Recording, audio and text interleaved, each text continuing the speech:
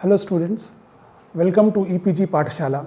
I am Dr. Shivasenani from University of Hyderabad, Department of Sanskrit Science. Today in the paper Vedic, Epic and Puranic Culture of India, we study the module Arthasastra. In this module, our learning objectives are to be introduced to the book Arthasastra, its author, subject matter, time, etc. And within the book, we will consider a few topics, mainly public administration, the Mandala theory, the 6 measures of foreign policy, also called Shadgunyam, the constituent elements of the states or the Sapta Prakritis, and at the end we will consider the relevance of Arthasastra in modern times. In fact, that's the way this presentation is, this module is arranged in 3 parts. First is introduction, second one is the contents of Arthasastra, so that we get a familiarity with this particular book, and then we will examine its relevance in the modern context. Let us start with the introduction. The name is Arthasastra. It's also called the Kautaliya Arthasastra or the Chanakya Sutram. We need to be careful here to differentiate it from the Chanakya Niti. Chanakya Niti is an anthology or a collection of aphorisms, whereas Chanakya Sutram refers to the book Arthasastra. It is also called as Dandaniti, and this is one of the 18 Vidyas enumerated in the traditional lists. If you are wondering what the 18 Vidyas are, the slokas go like this: Angani Vedas Chatvaro Mimamsa Nyaya Vistaraha Puranam Dharmashastrancha Vidya Hyete Chaturdasha Ayurvedo Dhanurvedo Gandharvas Chet Chanukramat Arthashastram Parantasmat Vidya Hashtadasha Smritaha. So these are the 18 Vidyasthanas, that is the 4 Vedas, the 6 Vedangas, and then Nyaya, Mimamsa, Purana and Dharmashastram. These make the 14. On top of the 14, another 4 are added: Ayurveda, Dhanurveda, Gandharva Veda, that is music, and also Arthashastram. This is the 18th Vidyasthana. Traditional subject of learning. It has been traditionally reserved for the ruling class. The book itself was known through references but was lost to us for a long time. It was discovered in 1905 by R. Shyamashastri in Mysore and published by him in 1909. He provided an English translation in 1915, and then in 1924 T. Ganapati Shastri of Kerala also published this with his own Sanskrit commentary. These were the first publications of the book. Later, about 40-45 years later, Professor R.P. Kangle, he did about 30 years of research into Arthasastra and produced the definitive version of the text in 3 volumes. Regarding the name of the author, in traditional circles, the name Kautilya is also popular, but following Ganapati Shastri Garu, we use the word Kautilya here rather than Kautilya. Regarding Chanakya, it is said that he has helped his king Chandragupta Maurya. He has also ended the reign of Nandas and also given us the Arthashastra. This is given in the Arthashastra book itself in this shloka. Yena shastram cha shastram cha nandarajagata cha bhuhu amarshena udhrutanyashu tena shastramidam krutam. By whom Shastra, Shastra and also the Nandarajagata bhuhu, the land occupied by Nanda, all these were rescued by him instantaneously. By such a Chanakya, this Shastra is being written. So we know that from this that he is the minister of Chandragupta Maurya, that he helped him overthrow Nandas and ascend the throne. The life history of Chanakya has been the subject matter of the drama called Mudra Rakshasam in Sanskrit. He is also held to be the author of Chanakya Niti, but then it's a collection. So we don't deal with Chanakya Niti in this module, we focus on Arthashastra only. 4th century BC is the time based on the assigned date of Chandragupta Maurya. We have references of this book in other Sanskrit works like Dashakumara Charitam of Dandi. In the Tamil book Tirukkural, the 2nd Kural also draws from this particular text. So these are the connections of later literature with this particular thing. We can take the date to be around 4th century BC. This book is divided into 15 adhikaranas. Each adhikarana has many adhyayas. In total there are 150 adhyayas. Each adhyaya has many sutras. In total, there are 5,370 sutras, but it is simply said as a 6,000 sutra book. Normally, that is how it is referred to as. The purpose of Chanakya was twofold. Artha means wealth, or in the case of kings, wealth is kingdom. So the science of how to win a kingdom and how to rule it properly so that it prospers. So this is a subject matter. How do I win a kingdom and how do I rule it? Again, in winning a kingdom, there is theory and practice. So there is a theory of international relations, and also military strategy is also covered by him in the later part. So this is the structure of the book. The first 5 adhikaranas deal with how to rule the kingdom so that it prospers. The second part, 9 adhikaranas, deal with how to conduct foreign affairs and how to conduct military campaigns so that one wins newer and newer parts of the kingdom. The last adhikarana deals with what are known as tantra yuktis. We will deal with them at the end. So now that we have introduced the broad structure of the book, its author, its time, let us look at the salient features of the contents of the book. I will give you an overview first and then take you through some of the topics such as training of the prince, administration of the state, the mandala theory, 6 measures of foreign policy, 7 prakritis, tantra yuktis, and also other topics. You have a summary of all the topics covered given as in a tabular form. The 15 adhikaranas deal with first is the training of prince, second is the activity of heads of departments, third is the one concerning judges, fourth it deals with suppression of criminals, and fifth is the one dealing with secret conduct, that is of spies, etc. These 5 together form the first part, which is the administration or public administration. The second part starts with the mandala theory, wherein the circle of kings as the basis is given in the 6th adhikarana. Then the Shadgunyam or 6 measures of foreign policy are covered. Then details are entered into with the concerning the topic of calamities in the 8th adhikarana. Then military issues are taken up in the 9th adhikarana, dealing with the activity of king about to march. Then the other adhikaranas deal mainly with war, that is concerning war, policy towards principalities, concerning the weaker king, means of taking a fort, concerning secret practices. The last 14th adhikarana is about doing rites and passages, which are like black magic, which are designed to bring downfall of the enemy and which are also designed to protect the king against that. The 15th adhikarana deals with tantra yuktis. So these are the broad chapters or adhikaranas within the book. Let us start with the first salient topic called the training of the prince. Here the text deals with training of the prince in 21 adhyayas.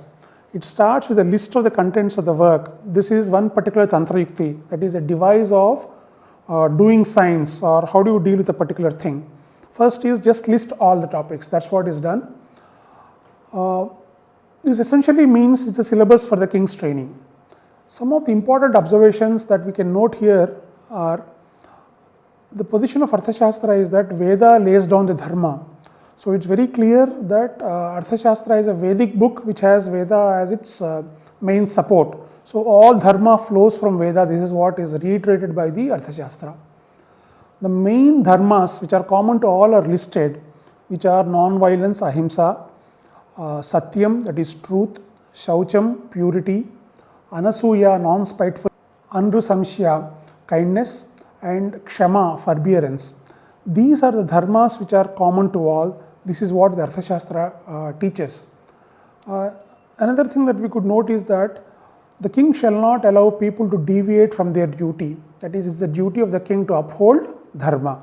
Here we also are introduced to the Matsya Nyaya, which is very popular. This is the maxim of the fish, wherein the bigger fish eats the smaller fish. The might is the right is what we call in English for this.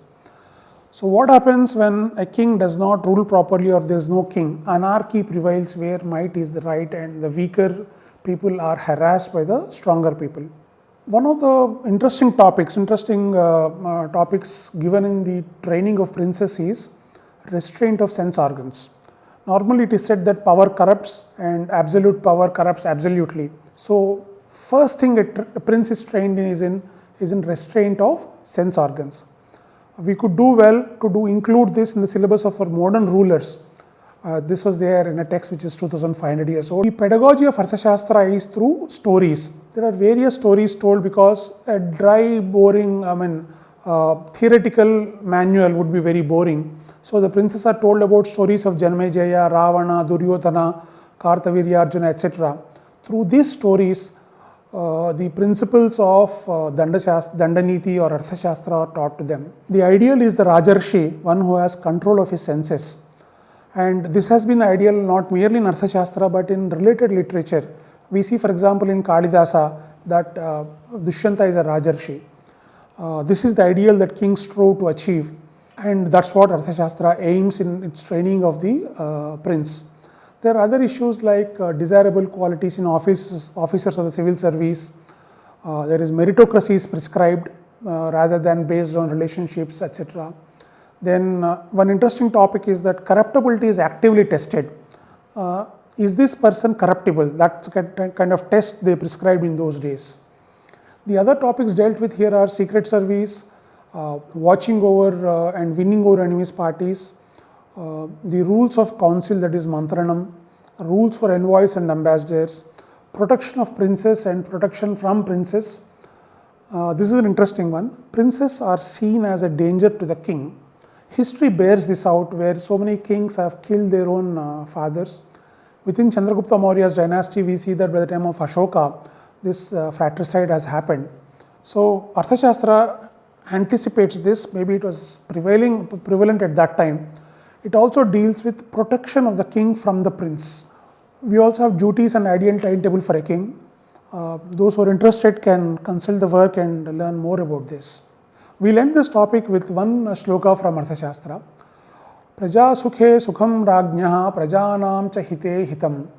Natma priyam hitam rajnyaha prajanam tu priyam hitam. Happiness of the king lies in the happiness of people and his welfare in theirs.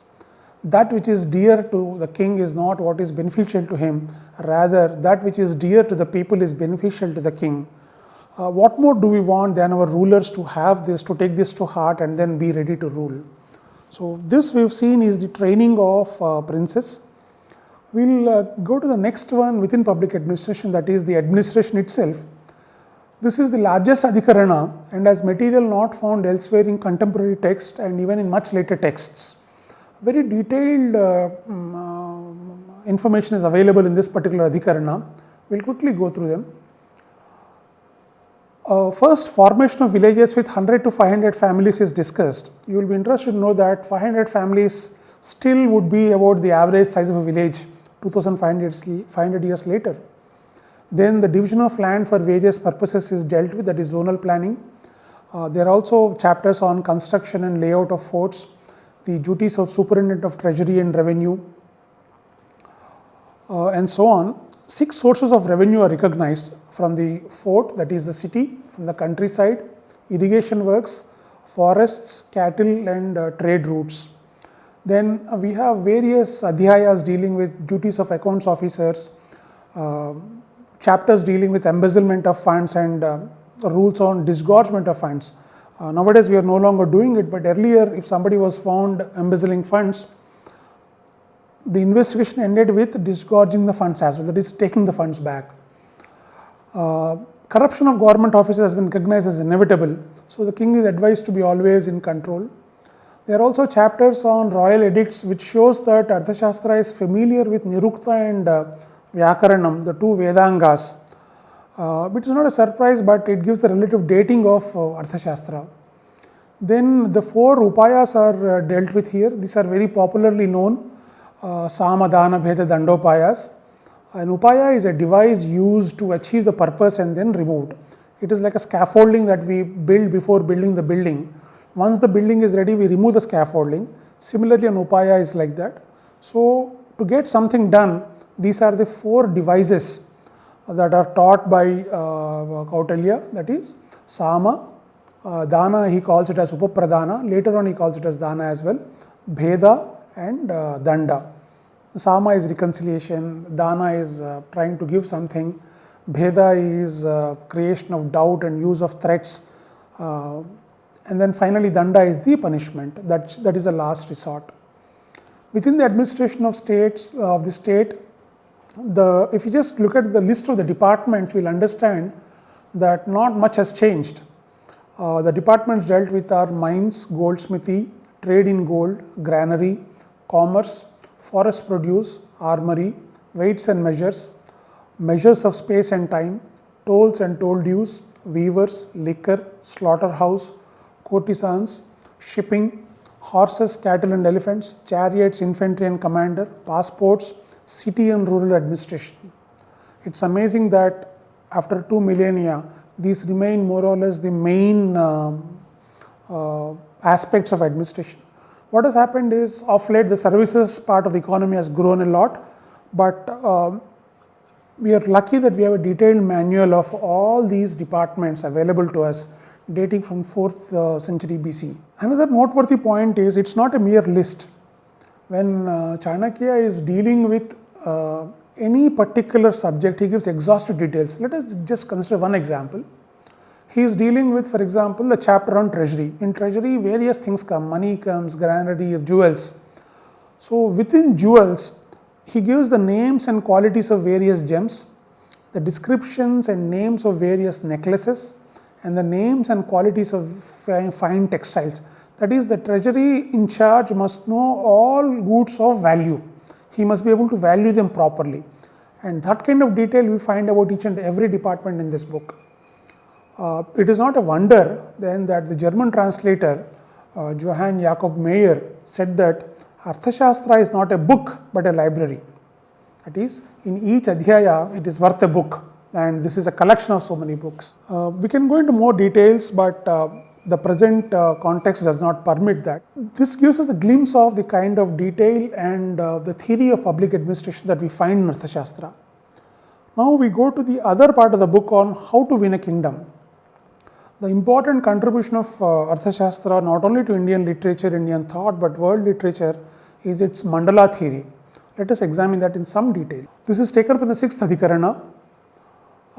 This theory imagines a mandala or circle of kings based primarily on geographic positions, identifies them as allies and enemies, and then devises foreign relations strategy based on that. There is some division of opinion amongst authors whether Kautilya describes all neighbors as enemies. R.P. Kangle, the professor who studied Arthasastra in the greatest depth, opines that is not the case. But then consider this. Kautilya knew that the king's son could be the king's enemy. If the son himself is not trusted, will the neighbor be trusted? The neighbor has all incentive to harm the king.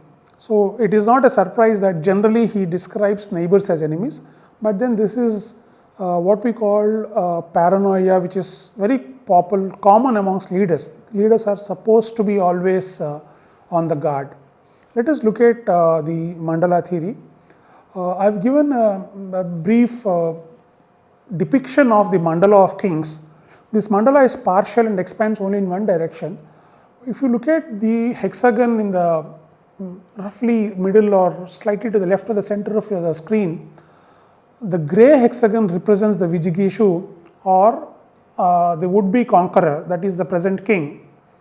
Everybody around him are in neighbors. The 6 hexagons immediately in contact with the grey one. 3 of them I have shown in red, 3 of them I have shown in orange or yellow, that it might appear on your screens. These are the neutral ones, and the red ones are the enemies. They are called Ari. Ari is a Sanskrit word for enemy. So a king, whoever is his neighbor, there could be 2 neighbors, 6 neighbors, we don't know. All of them are either enemies or have potential to be enemies. Now look at the second layer, which is the people beyond the first arc of red. They are in blue, that is, they are the neighbors of neighbors. Now these are described as Mitram, allies, friend by Chanakya. That is, your enemy's enemy is your friend. Again, you note that not all of them need to be like that, some of them could be neutral. Similarly, we go to the third layer, that is the neighbor of the neighbor of neighbor. He is called Arimitram, that is friend of the enemy. Initially, the first level neighbor is the enemy, second level neighbor is the friend because he is your enemy's enemy. The third level is the friend of the enemy based on similar logic, and so on it goes on. So this is the Rajamandala. Based on this Rajamandala, Kautilya identifies 12 types of kings. We will see the 12 names first, and then we will see how these 12 names contribute to strategy. The 12 kings are Vijigishu, the one desirous of conquering, Ari, the enemy, the Madhyama, that is, he is close to Vijigishu and also the enemy. This Madhyama is capable of helping them and also capable of suppressing them when they are not united. Apart from the Madhyama, there is another Udasina. There is a difference between the Udasina and the Madhyama. Udasina is the outside the spheres of influence of all the above three, but capable of helping them and also capable of suppressing them. These are some kind of neutral parties. You think of India and Pakistan and maybe Iran or China, and then there is a Mitra, an ally, and an Arimitra, the friend of enemy. These are the 6 types of basic kings. Another 6 are Mitra Mitra, friend of friend, Arimitra Mitra, friend of enemy. And then we get into some technical names: Parshnigraha, enemy at the rear; Akranda, friend at the rear; and Parshnigraha Sara, friend of the enemy at the rear. So Akranda Sara is friend of the friend at the rear. The rest of the 8 are in the forward. So we have 12 types of kings. Now each king has 7 prakritis, including himself. One of the prakritis is allies, so they are covered here. If you remove them, there are 6 relevant prakritis. 12 kings with 6 relevant prakritis are constituent elements of the kingdom, which are minister, country, fort, the treasury and army. These 72 elements become the building blocks of analyzing your foreign policy. Policy decisions have to be based on the relative strengths of these 72 elements. To give you an example, you think of again India, Pakistan. I said the king of Pakistan is a prime minister, but the army is stronger there in the current position. So one has to look at every element of the kingdom and not merely the king, the minister, the kind of country it is, rich, poor, etc., the defenses, that is fort, the treasury, and also their army. Once we analyze all the 72 elements, foreign policy evolves by itself. This then represents the Indian contribution to the theory of international relations. Hindsight is cruel, but just looking back, was it the lack of skepticism about China's friendship that cost us the war in 1962? I'm just thinking, think about it. Now that we've seen the mandalas, let us look at what happens. After all the analysis, finally we need to do something, right? That's the point of action. There are 6 actions identified. These are called the 6 measures of foreign policy. What can a king do after his analysis? He can have peace, sandhi. He can go to war, vigraha. He can remain neutral, that is called asana, sitting. He can march, that is, he is not yet at war, but he is threatening, that is mobilization of troops, that is called yana. He can surrender to somebody, samshraya, surrender to a more powerful king. Or he need not decide, he can decide, he can have war with one and peace with another. This is called Dvaidhi Bhava. Now if you look at the non-aligned movement, it is basically asana. We wanted not to be aligned with either USA or USSR in those days. So these 6 then are the measures of foreign policy. They are also called Shadgunya, and this is very popular in Sanskrit literature and later terms also. This then is India's contribution to international relations. The way these are discussed is, we start with very simple propositions. For example, if one is weaker than the enemy, then what should one do? One should make peace, one should not go and fight. If one is very strong and prospering, then one should make war and annex the next kingdom. Like this, we start with simple propositions which are commonsensical, and then Kautilya deals with more and more complex situations. In all this, the king's decision making is based on 2 rules, which is, the king should take a decision which would further his interests the most. Second, the king should avoid the course of action which would ruin his projects or strength. Nothing else should decide our foreign policy, right? The decision should be based only on these 2 particular criteria. This is the theory of Chanakya. There are 18 adhyayas here in the 6 measures of foreign policy. Second adhyaya deals with conduct of kings seeking to surrender. Third one prescribes policies for the weaker king. Fourth discusses neutrality after war and peace. And the next 3 discuss different consideration scenarios on marching and dual policy. And the 8th adhyaya treats the conduct of a king about to be attacked. The different scenarios are covered. 9 to 12 are devoted to various treaties, how to get into treaties, how to deal with alliances, etc.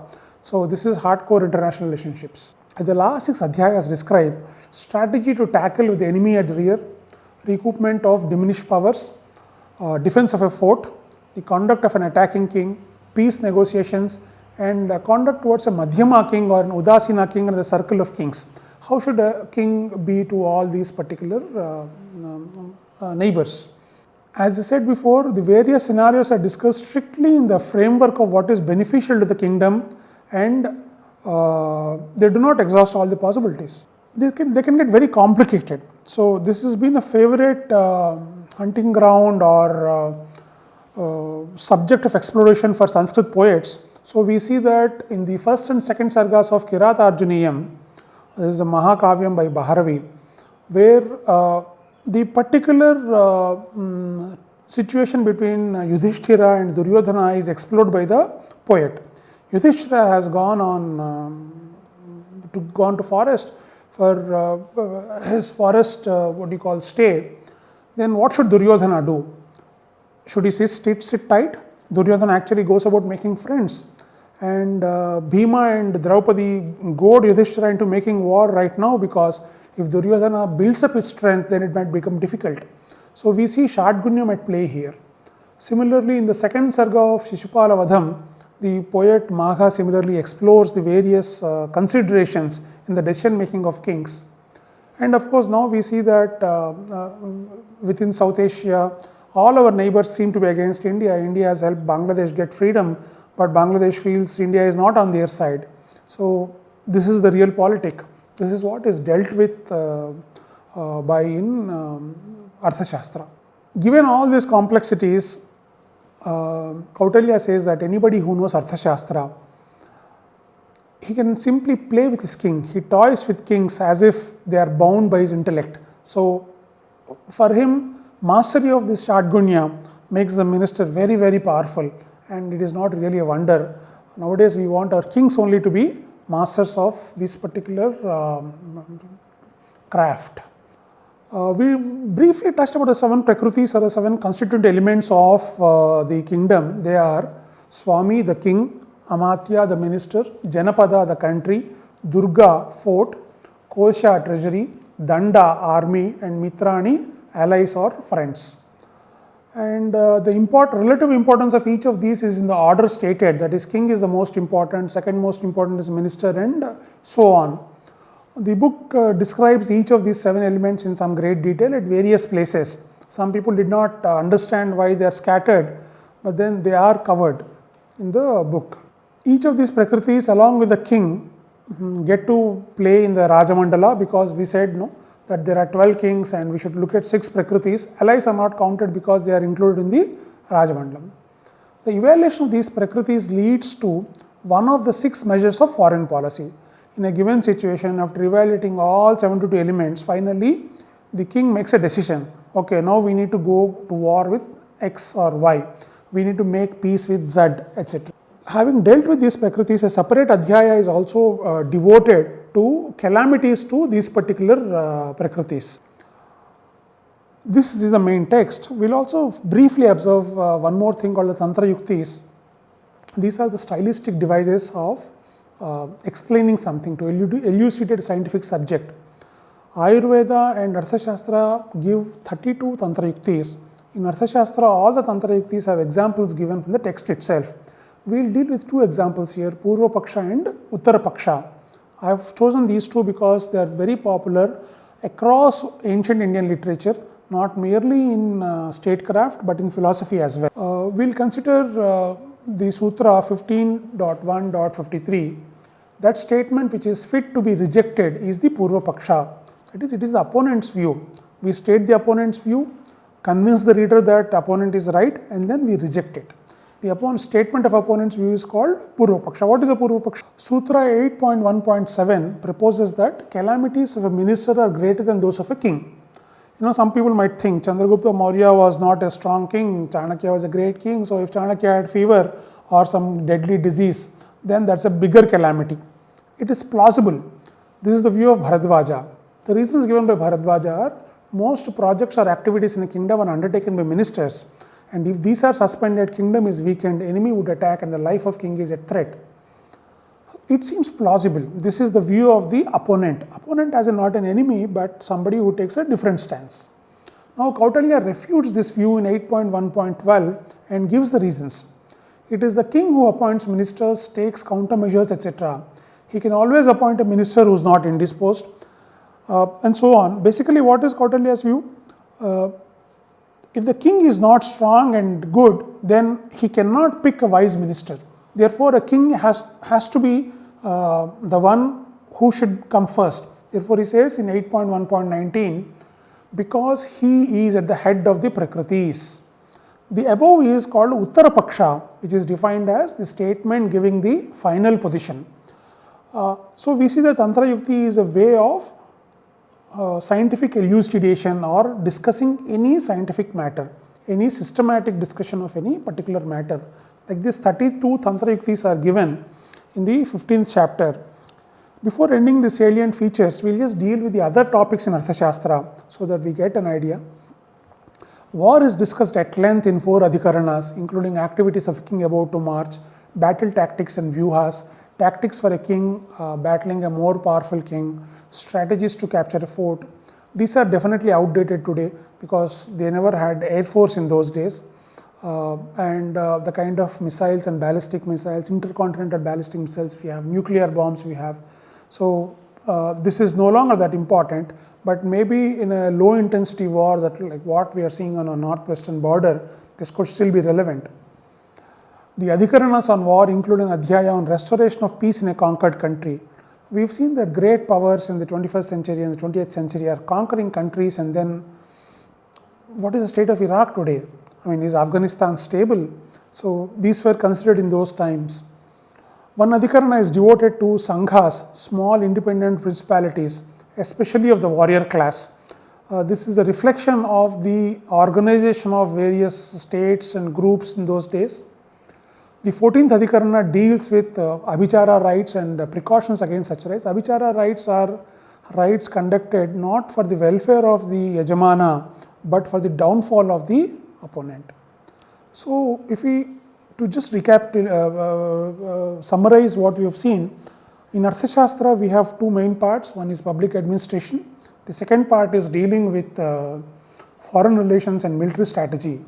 In foreign relations, the contribution of Arthashastra is unique to both Indian thought and also the world, and it stays relevant today. Military strategy may no longer be relevant.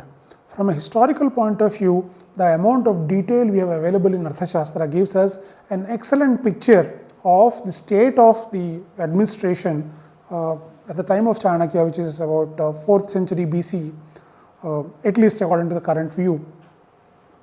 Such being the book, how relevant is it today? Let us just consider that. This is a manual meant for the ruling class. It is very clear it is not meant for everybody, right? What is the ruling class today? The ruling class today is IAS officers, politicians, and other officers of the state.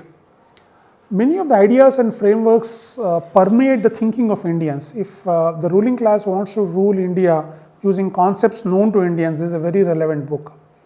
The revenue system, bureaucracy and the police system described in Arthashastra were followed by all Hindu kings till about 400 years ago, says K.M. Panikkar. My submission is that this is an invaluable text for civil service officers, especially the Indian Foreign Service officers and envoys, for military officers, politicians, and also useful for historians. Let us end on one note. Sun Tzu's The Art of War, another excellent book of a similar vintage, is studied not merely the Chinese military officers, but others as well. Even in the US military academies, it's a prescribed text. Then why are we not prescribing Arthashastra in our own IAS training academies and IFS training academies? think about it. It's a wonderful book, has a lot of material which is relevant to us and gives an excellent or a very rich view of some of the details not available elsewhere about ancient India. Thank you.